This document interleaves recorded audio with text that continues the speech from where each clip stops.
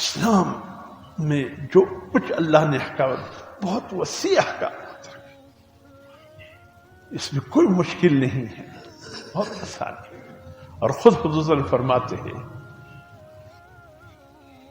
کہ یسروا ولا تعسروا، لوگوں کے لیے سہولتیں ڈھونڈو، تکلیفیں مت ڈھونڈو۔ جو آسان، خود حضور صلی اللہ علیہ وسلم جب دو راستے آتے، یہ آسان راستہ ہے، یہ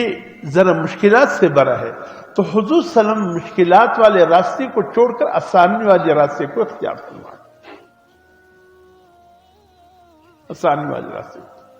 اور امت کے لیے بھی اس میں ایک رہنمائی ہے، دیکھ لیا کرو جہاں اللہ نے اختیار دیا ہے، آسانی کا راستہ بھی ہے، کوئی مشکل راستہ بھی ہے، تو امت کے لیے ہدایت یہ ہے کہ آسانی والا راستہ اختیار کرو، تکلیف والا اختیار مت کرو۔ ایک شخص سے کھڑے ہو کر نماز نہیں پڑھ سکتا، تو معذورین کی مسائل بھی آئے ہیں کہ وہ نماز کیسے پڑھے۔ ہمارے کراچی میں تھے، بڑے ولی اللہ انسان تھے، بڑے عظیم، قاری محمد ابراہیم رحمۃ اللہ علیہ، ولی تھے، پیر طریقت تھے، بہت بڑے۔ اس وقت کے مفتی اعظم پاکستان حضرت مفتی ولی حسن صاحب ٹنکی رحمۃ اللہ علیہ، کئی دفعہ اس میں ایسے شوقیہ اس کے درس میں بیٹھا بھی ہوں، سبحان اللہ کیا درس ہوتا تھا ان کا، یعنی بخاری ترمذی کا طلباء کو پڑھاتے تھے۔ اتنے سادہ تھے کہ جب نیوٹن کے راستوں سے کراتے تھے، کوئی آتا مفتی ولی حسن ٹنکی رحمۃ اللہ علیہ کا نام سنتا کہ بہت بڑے مفتی اعظم پاکستان ہیں، اتنے سادہ تھے، کئی دفعہ لوگ اس سے پوچھتے کہ جی مفتی ولی حسن صاحب کہاں ہوں گے، ان سے ملنا ہے، وہ خود مفتی ولی حسن ہوتے۔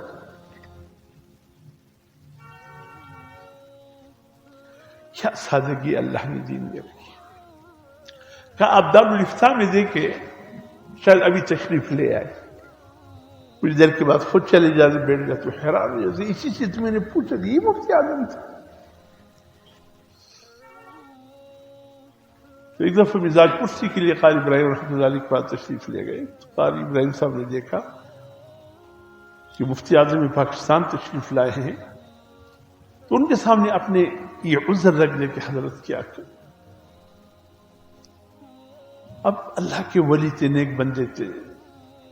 بیٹھ کر نماز پڑھتے تھے، ان دنوں میں کرسی لوگ بناتے تھے، ابھی تو خیر ہے عام ہو گئے ہیں، اس وقت اکا دکا کرسی لوگ بناتے تھے آرڈر پر نماز پڑھنا، تو حضرت بالکل معذور ہو گئے تھے، فالج کا بھی اٹیک تھا حضرت پر، تو حضرت جی مفتی صاحب کے سامنے مسئلہ کہ حضرت رو پڑے، مفتی صاحب کیا کرو، نماز مزہ نہیں آ رہا ہے،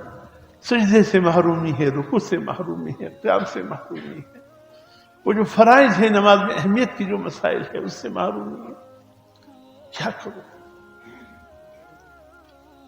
حضرت نے بڑا اچھا جواب دے، فرمایا مفتی صاحب حضور صلی اللہ علیہ وسلم کے ساتھ بھی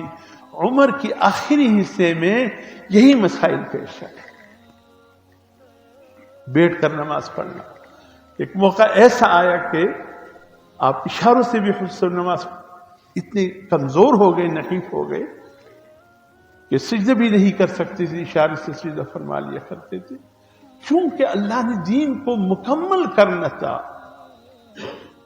اگر یہ مسائل سامنے نہ آتے تو پھر معذورین کیسے نماز پڑھتے، عذر والے کیسے نماز پڑھتے، گھٹنے کی تکلیف ہے، سجدہ نہیں کر سکتے ہیں،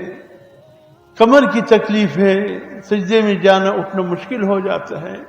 بہت سے مسائل ہیں آ جاتے ہیں عمر کے قصے میں، تو ان کی مسائل سامنے کیسے آتے اگر حضور صلی اللہ علیہ وسلم وہ بیماری کے ایام میں نہ ہوتے۔